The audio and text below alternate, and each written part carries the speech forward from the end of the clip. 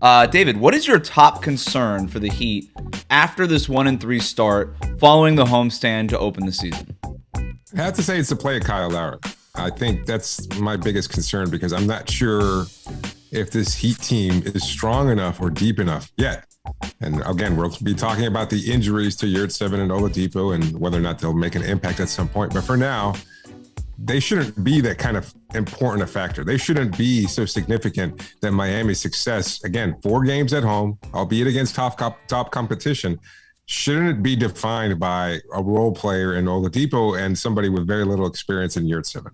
You've got enough in that starting lineup to have made a stronger statement during those 4 games. And unfortunately, the statement coming in from the point guard position is, well, you're just not good enough. And there were 2 decent games, okay games.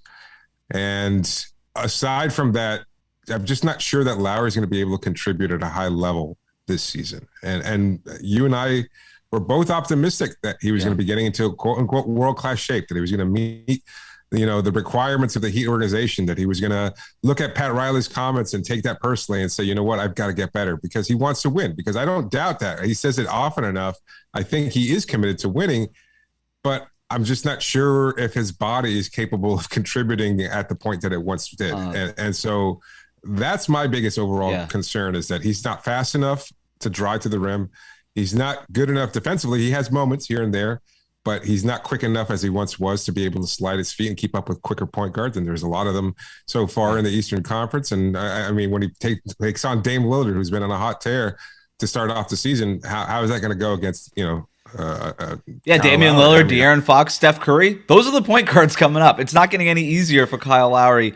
I'm with you. That's my top concern right now. I want to go back to what you were saying about maybe having a bounce back year the way that you and I had anticipated. One of the things about that bounce back year was him just being more of a factor on offense, taking more shots, being more involved in setting guys up, not being as passive as he seemingly was in his first year. That just has not been the case so far, David. Last year, he averaged 10 field goal attempts a game, 7.5 assists a game. To your point, he's gone backwards. 9.8 field goal attempts per game, 3.5 assists per game, nearly almost like less than half of the assists.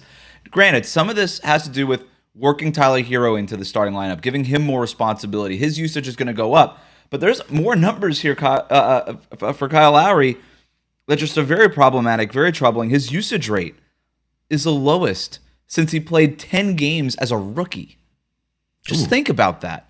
This is a probable Hall of Fame point guard, a guy who's won a championship, who was a primary option for many Toronto Raptors teams, and was brought into Miami to be that kind of guy, to be that secondary scorer and playmaker next to Jimmy Butler. He has not been a secondary scorer and playmaker to Jimmy Butler. He has not been a tertiary one. He hasn't been the 4th best playmaker or scorer on this Heat roster since they got him. This isn't just a matter of him being 36 years old, although I think that's certainly part of it.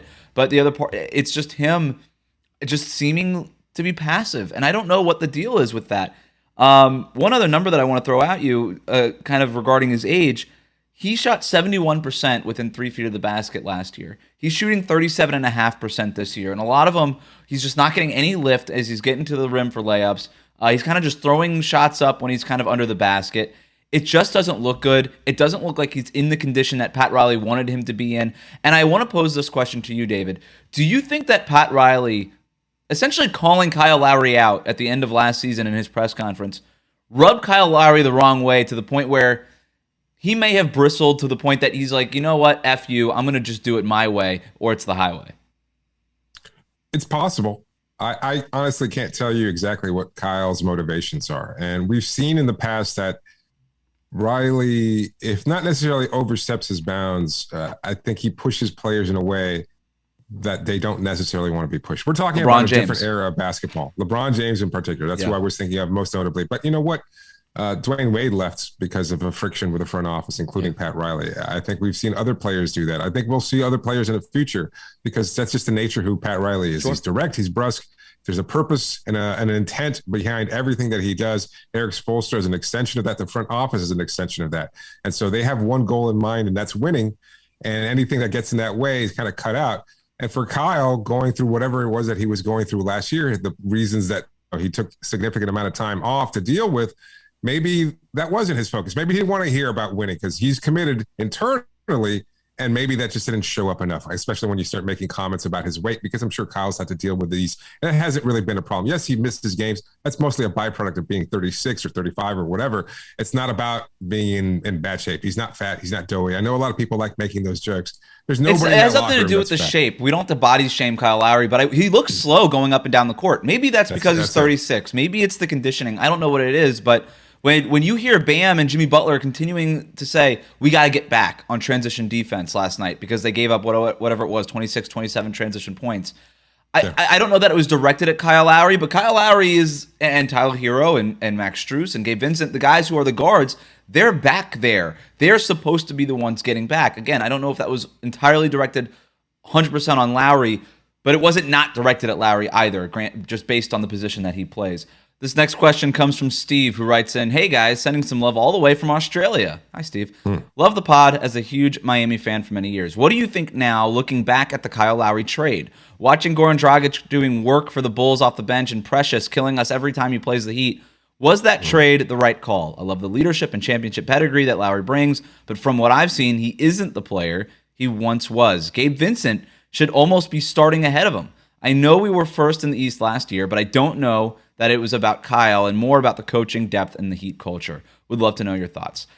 We talked about Kyle Lowry a lot, but within just the specific framework of whether or not that trade to send Goran Dragic and Precious Achiuwa to get Kyle Lowry, do you think it was a mistake? Because Barry Jackson tweeted this as a reminder. They didn't have to do it. They could have signed Lowry into cap space, but they just created a little bit more flexibility in making it a sign and trade as opposed to just signing him outright.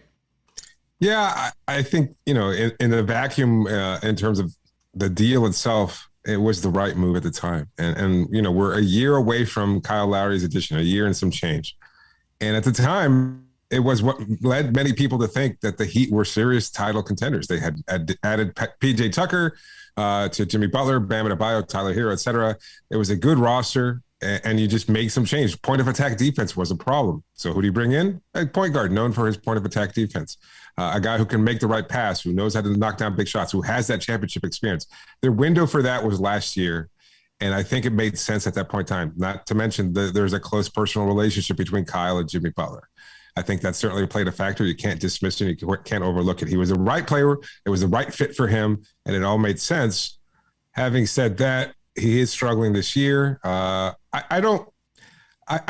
Precious Achiuwa thing, remember, players are going to get more opportunities on teams where they can get those opportunities, mostly because they're not and I think the Toronto Raptors are not as good, even though they beat Miami yesterday. I think he had an opportunity last year to spread his wings a little bit, to show what else he can do. I still don't see it. I mean, I know he's a rebounding monster. I know he's an incredible physical, a powerhouse out there, grabbing rebounds and things of that sort. But the dribbling is done. The shot selection is kind of wonky. He can hit a three and then he can hit the side of the backboard all within the same breath. So I'm not a believer. It's going to take some time for Precious to emerge as a more complete player, more consistently, for me to say, oh man, we really missed the boat on that. And Goran. Well, no, let's stick with the Precious Achiuwa thing. Look, I like Precious Achiuwa, and you knew that. We talked about it before the draft. I really liked him as a prospect, and I was really excited when the Heat drafted him. As far as whether or not it was worth trading him to get Kyle Lowry, it was. Okay, you make that trade every single time. I like Precious Achiuwa, but he seems to be a little bit of an empty stats guy, at least at this point in his career, okay? I thought it was really telling what Nick Nurse said pre-game. He was asked about Precious Achiuwa, and he said, here's the quote, I'll just read it. He's got an offensive game. He'll shoot. He'll get some drives and things like that. I'm probably more concerned with him getting up and down the floor both ways faster, getting on the glass a lot harder, keeping people off the glass a lot harder, and being more of an all-around player. Cool. You get 22 rebounds. Cool. You're willing to take threes, but Precious Achiuwa right now is a center who doesn't really want to be a center. He's a center who wants to be a wing. And in terms of whether or not those numbers are impressive, yeah, sure, they are.